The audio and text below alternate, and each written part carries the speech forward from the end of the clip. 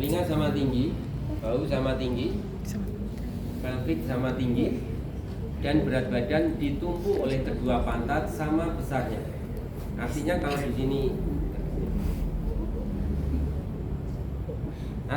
di sini, tidak bisa masuk, maka di sini juga sama.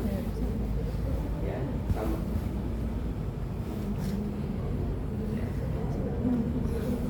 Nah, ini adalah duduk yang tegak, yang seimbang, yang kita kehendaki.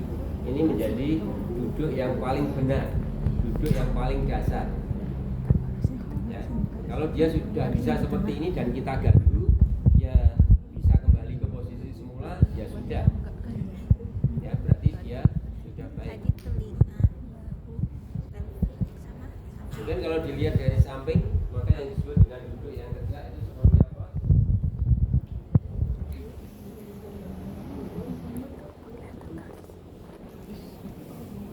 Kalau kemudian kita punya benang dan benang ini kita kasih pemberat atau kita berarti membuat bandul ya, pendulum, maka benang ini ya, apabila kemudian kita letakkan di belakang telinga ya, maka kemudian dia jatuh tepat di sendi bahu, kemudian di lengkungan lordosis lumbar, dan kemudian sedikit di depan hip joint. Maka itu adalah duduk yang tegak. Tapi kalau ini kita jatuhkan di belakang telinga, nah dia di depan di sini. Nah, pada posisi seperti ini jatuh di depan sini, berarti dia membungkuk. Ya, badannya tidak tegak. Ya. Nah, tegak itu seperti ini. Kita jatuhkan benang itu di belakang telinga, maka jatuh di sini, kemudian di lengkungan lordosis lumbar dan sedikit di depan sendi panggul. Ya. Jadi inilah yang disebut duduk tegak. Ya, seperti ini, pandangan melihat ke depan. Telinga sama tinggi, bahu sama tinggi, pelvik sama tinggi, berat badan ditumpu dua pantat sama besarnya, dan kemudian dilihat dari samping, posisinya adalah lurus. Apabila benang kita jatuhkan di belakang telinga, dia jatuh sini. Ya. Jadi duduk seperti ini yang akan kita latihkan pada pasien stroke. Kenapa? Karena duduk yang seperti inilah yang paling baik, paling efektif. Ya, tidak yang seperti ini.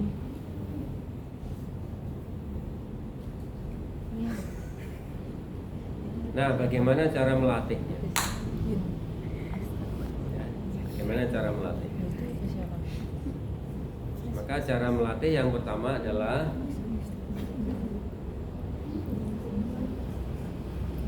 perintahkan pasien ini untuk melakukan duduk yang tegak. Pak, badannya ditegakkan, Pak. Lihat ke depan.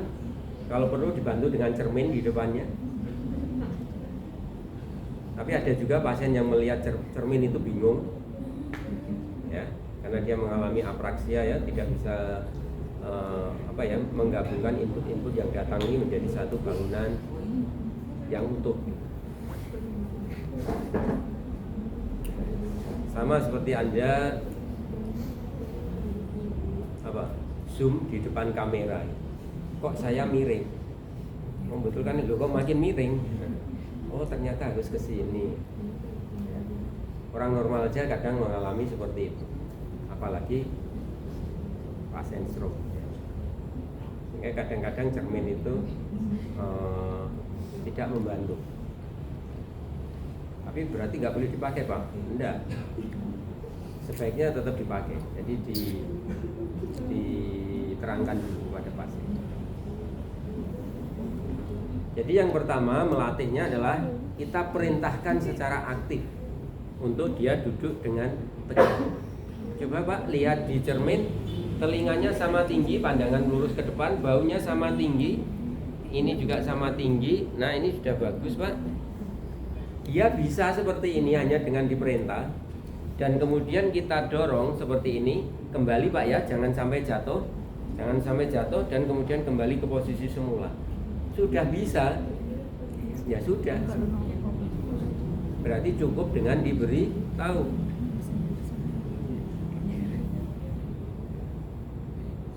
Ini kalau Anda langsung latih, Anda menghabiskan waktu berapa lama, padahal pasien sendiri sudah bisa. Ya, jadi selalu yang pertama itu perintahkan pasien untuk melakukan gerakan tersebut dengan benar. Ya, kalau bisa, ya berarti sudah bisa. Terus tinggal kita tingkatkan kemampuannya.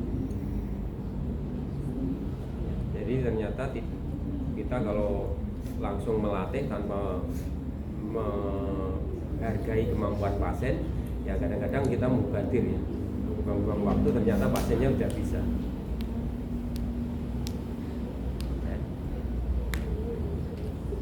Nah, yang kedua, apabila pasiennya tidak bisa, jadi sudah kita beritahu, ayo Pak, ini telinganya sama tinggi, baunya sama tinggi. Misalnya pun sudah bisa, begitu kita ganggu, ya dia mengalami kesulitan untuk balik atau baliknya nggak seimbang, berarti ada masalah. Perlu kita betulkan. Ya, perlu kita betulkan. Cara membetulkannya, mungkin yang pertama, yang paling ringan dulu, yaitu dengan cara diberitahu. Coba Pak, ini masih kurang benar ini Pak. Nah ini harus sama tingginya, sama tingginya. Nah ini coba kasih beban yang lebih tinggi di sini misalnya. Nah begitu kita beritahu sudah bisa, sudah benar, kita coba, sudah bisa. Berarti yang pertama tadi cukup diperintah itu bisa. Yang kedua itu diperbaiki dengan cara diberitahu. Yang ketiga, kalau diberitahu masih salah, berarti kita lakukan latihan ya. Tapi mungkin belum latihan dulu lah, kita betulkan dulu, kita lakukan teknik fasilitasi ya, misalnya coba Pak duduknya lebih tegak. Nah, misalnya kita lakukan fasilitasi seperti ini. Kita tarik baunya ini keluar, sambil kemudian punggungnya kita beri penyanggaan seperti ini.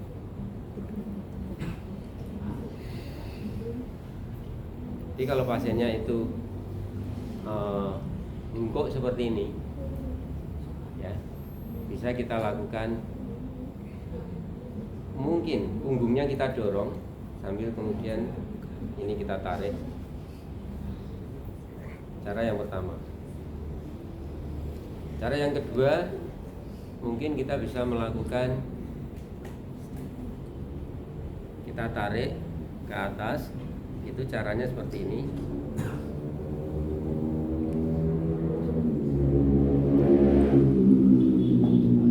Mungkin kalau dia sudah terbiasa miring ke satu sisi begini, bisa kita stretching ke arah yang berlawanan.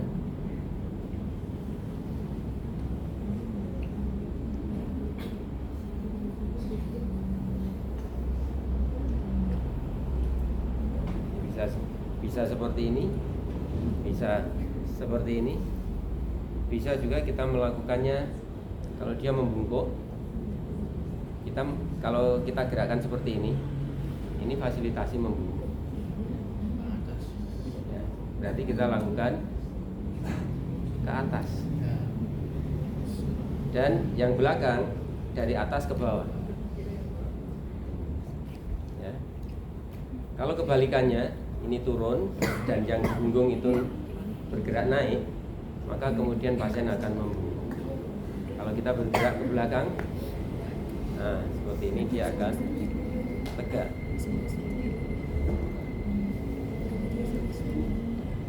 Oke. Nah, kadang-kadang sudah kita coba perbaiki di sininya, itu ternyata masih miring atau membungkuk. Ya. Mungkin membungkuknya itu tidak di terangnya, tapi di pelviknya atau di hipnya. Jadi dia bungkuknya itu begini. Jadi ini sudah kita betulkan, terangnya sudah tegak, tapi dia tetap membungkuk begini. Nah, berarti kita memfasilitasi pada pelviknya. Ya. Jadi kita bisa melakukan gerakan pelvic tilt. Ya. Jadi kita pegang seperti ini. Nah, kalau kita lakukan seperti ini, dia akan membungkuk. Ya. Tapi kalau kita lakukan seperti ini, dia akan tegak. Ya. Ya. Jadi mungkin masalah yang menyebabkan dia membungkuk itu di pelviknya.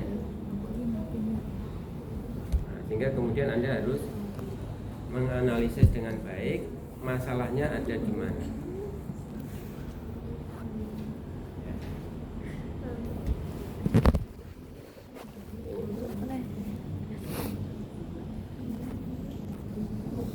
Mungkin juga yang lebih mendasar itu adalah base of supportnya di sini ternyata. Jadi dia itu kenapa miring? Karena dia bertumpu pada sisi yang sehat. Misalnya ini stroke ya, stroke-nya pura-pura spastik. Nah, dia tumpuannya di sisi yang sini. Tapi kemudian karena ini akan jatuh ke sana, maka kemudian dia akan counter weight ke sana. Sehingga yang terjadi itu posisinya seperti ini. Ya. Nah, kalau Anda tidak teliti atau Anda salah, mungkin Anda mengira ini yang salah kepalanya. Anda betulkan kepalanya, tapi kok masih miring. Kalau mendapati yang seperti ini, itu sebaiknya Anda telusur itu mulai dari base of supportnya dulu. Ya. Mungkin dengan base of supportnya diperbaiki, ini kemudian di sini ternyata sudah benar. Jadi masalahnya itu di base of support. Ya, buktinya di sini nggak bisa masuk, di sini masuk. Kan harusnya duduk yang seimbang seperti tadi. Di sini nggak masuk, ya di sini nggak masuk. Tapi di sini nggak bisa masuk, tapi di sini masuk lebih jauh. Jadi di sini dia bidang tumpunya, mungkin dia takut, tidak percaya diri untuk memberi beban pada sisi yang lumpuh. Nah, sehingga kalau seperti ini yang kita betulkan adalah base of supportnya dulu. Ya, Pak duduknya di sebelah kiri, atau tangan Anda masukkan, Pak tangan saya diduduki. Ya, nah seperti itu. Pindahkan berat badannya ke bokong sebelah kiri. Misalnya seperti itu. Sambil kemudian diberi pengertian bahwa duduk yang benar itu berat badan disangga oleh bokong kanan dan kiri, bukan hanya bokong sebelah kanan. Ini Bapak hanya di bokong sebelah kiri. Jadi kadang-kadang terapi yang paling baik itu adalah edukasi. Kalau Anda nggak beritahu, Anda hanya melatih, Pak ini saya didudukin di sana, ini saya didudukin di sana, ya duduknya di sebelah sana. Nah begitu nanti Anda selesai, dia yang nggak tahu latihan ini tadi untuk apa sih, kenapa harus duduk di sebelah sana. Ya. Nah sehingga kadang yang paling penting itu adalah pemberian pemahaman seperti itu.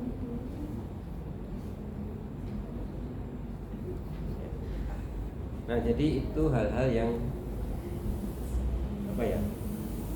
perlu kita betulkan, kita fasilitasi.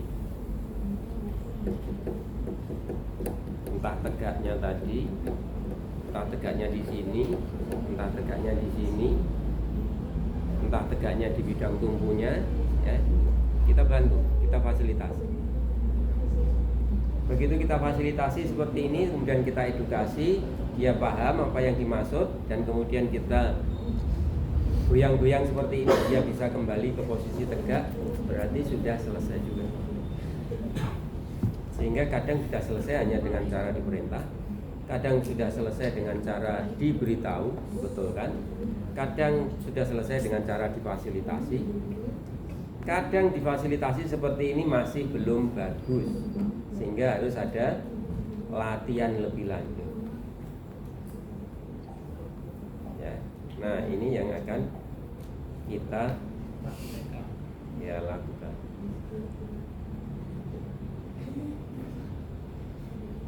Jadi urutannya seperti itu ya.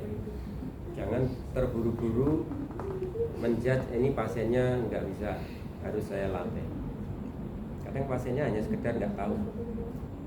Ya, cukup dengan diberitahu ternyata juga bisa. Oke. Dan selalu ingat itu ya, melatih pasien pada kemampuan tertinggi. Jangan sampai pasien tidak bisa sendiri, ya kita masih melatih yang mungkin buang-buang waktu.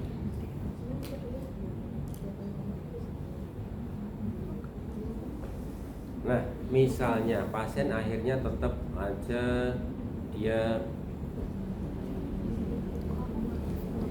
bungkuk seperti ini, ya bungkuk seperti ini.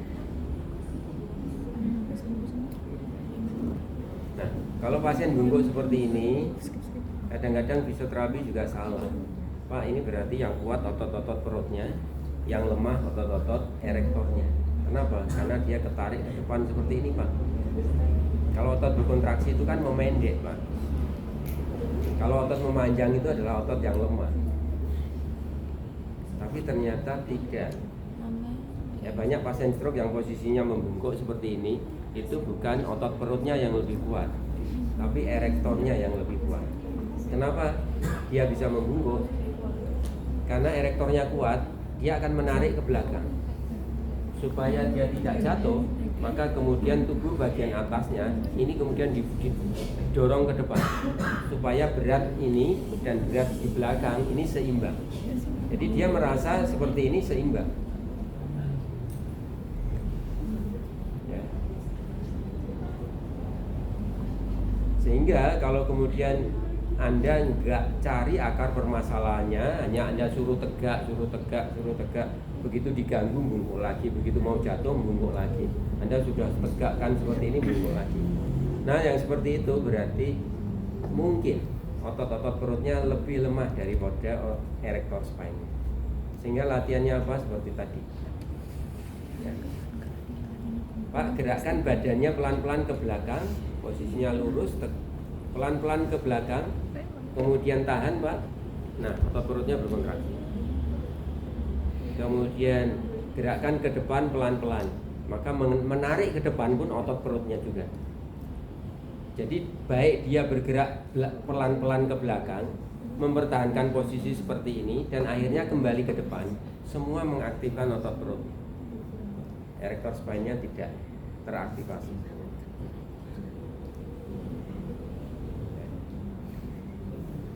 Nah, itu yang kemudian kita lakukan kepada pasien ini, memfasilitasi meningkatkan tonus otot perut.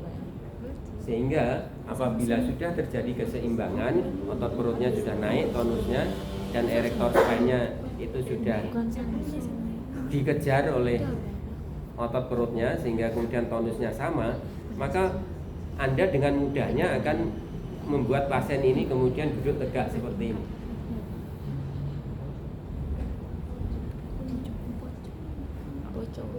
Begitu juga pasien yang miring ke sisi yang sehat seperti ini, dan kemudian kepalanya dan badannya itu miring ke sisi yang sakit seperti ini. Ya. Ini juga Anda seolah-olah ditipu juga. Pak, ini otot-ototnya berkontraksi nih, Pak, karena dia miring ke sana ini. Di sini memendek, di sini memanjang. Ya, berarti ini lebih lemah karena dia memanjang, sedangkan ini lebih kuat. Tidak, yang terjadi sama seperti tadi. Otot yang lumpuh ini lemah sehingga dia ketarik ke sisi yang sehat, karena dia kemudian mau jatuh ke sana, counterweight ke sana. Jadi kalau seperti ini yang dikuatkan bukan otot sininya, tapi otot di sini. Bagaimana cara menguatkannya? Justru adalah meraih ke sana. Iya. Terus Pak, raih sejauh mungkin. Kemudian kembali. Jangan menyentuh tangan saya Pak ya. Terus jangan menyentuh. Tahan di sini, jangan sampai jatuh. Tahan, jangan menyentuh tangan saya. Nah, otot sini kuat keras sekali nih. Ya, kemudian kembali. Lagi. Kemudian kembali. Maka kemudian tonus otot di sini akan naik sehingga tonus kanan dan kiri ini akan seimbang. Anda kemudian meminta pasien ini duduk dengan tegak dari sisi kiri kanannya ya, itu kemudian akan lebih bagus, lebih mudah. Ya. Sehingga tidak benar ya kalau Anda melatih pasien stroke, melatih ke sana dilatihkan 3 kali misalnya, kesananya juga dilatihkan meraih 3 kali. Ini belum bisa tangannya, Anda melatihnya begini.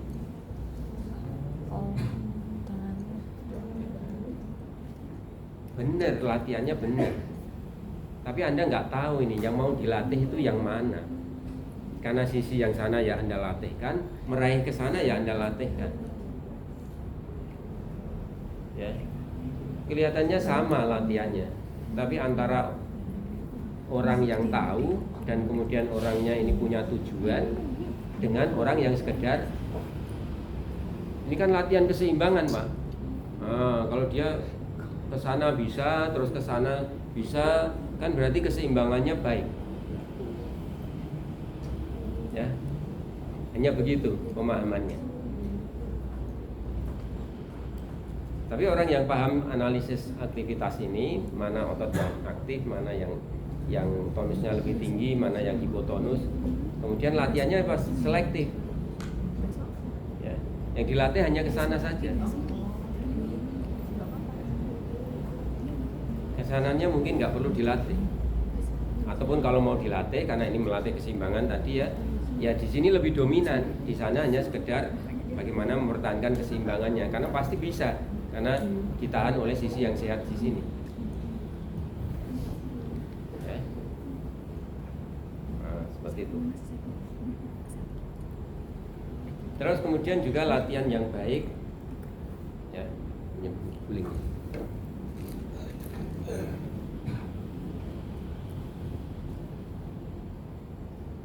Anda mungkin akan melatihkan seperti ini.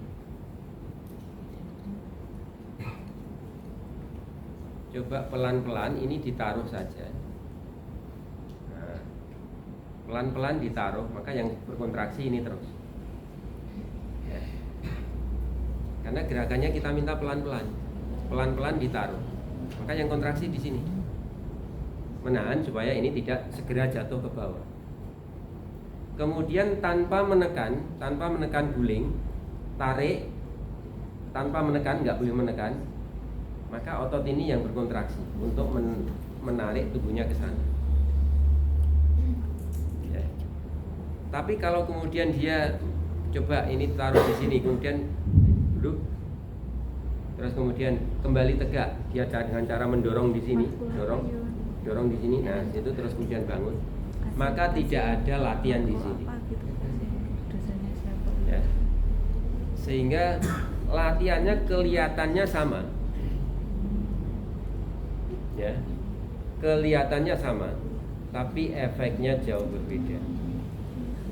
Kemudian dipersulit, nggak pakai bantal. Di sini langsung yang lebih rendah.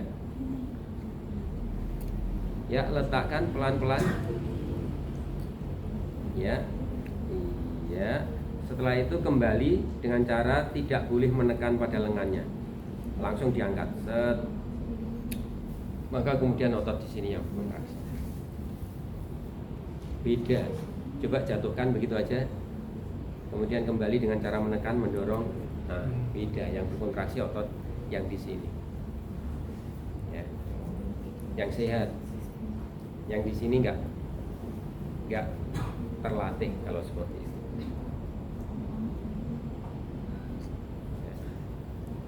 Jadi banyak latihan itu kemudian yang pokoknya dilakukan. ya pokoknya dilakukan.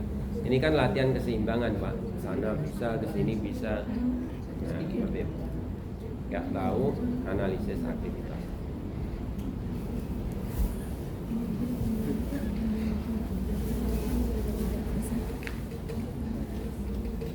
Nah, sehingga kemudian kita kombinasikan semuanya, ya. Kita beritahu, kita fasilitasi, kemudian kita lakukan latihan secara selektif, dan kemudian lakukan latihan keseimbangan secara umum. Latihan keseimbangan secara umum ya itu tadi ya. Coba Pak duduknya agak lebih maju. Coba Pak kakinya ditumpangkan ke kaki yang satu, ya agak ke sana. Nah seperti itu.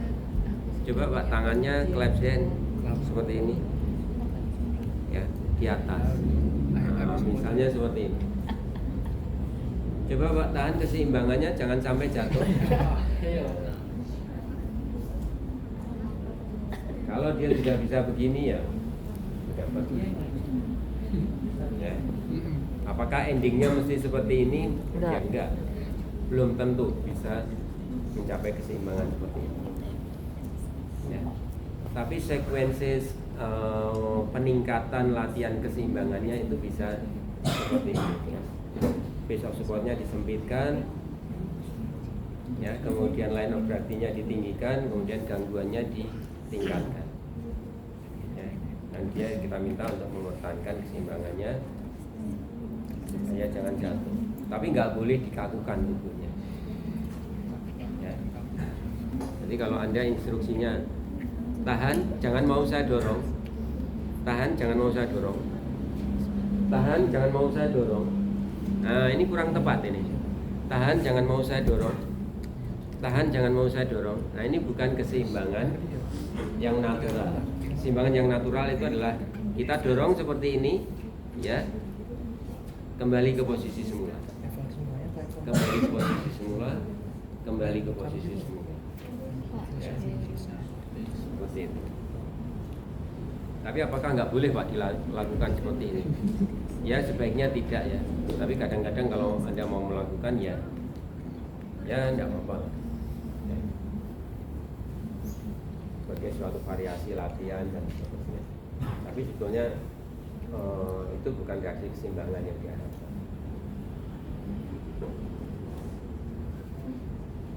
Oke, seperti itu.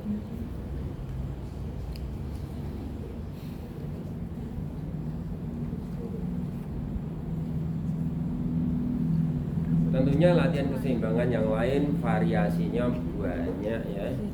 Mungkin Anda bisa mengambil barang di bawah untuk ditaruh di atas, mengambil benda yang jauh di belakang untuk ditaruh di samping.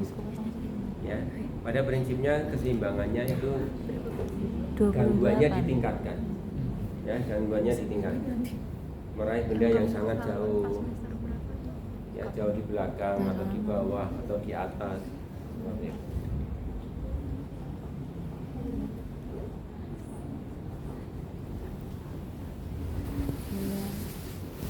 Nah, apakah yang sana saja yang kemudian dilatihkan, yang di sini juga sama ya?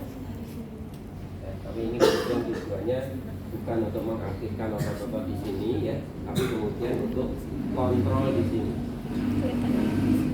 Yang lumpuh. Jadi bagaimana dia kemudian ini bisa jatuh dengan pelan-pelan.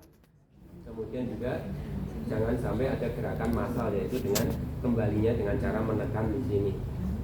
Tapi kemudian kembalinya dengan cara diangkat seperti ini.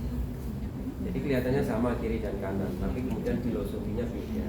Yang di sini adalah untuk melatih controlling pada fungsi ekstremitas atasnya. Begitu juga ini meraih ke sana.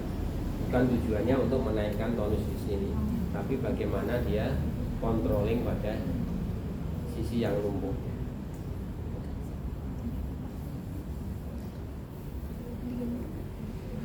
Terus kemudian yang kita lakukan berikutnya adalah melatih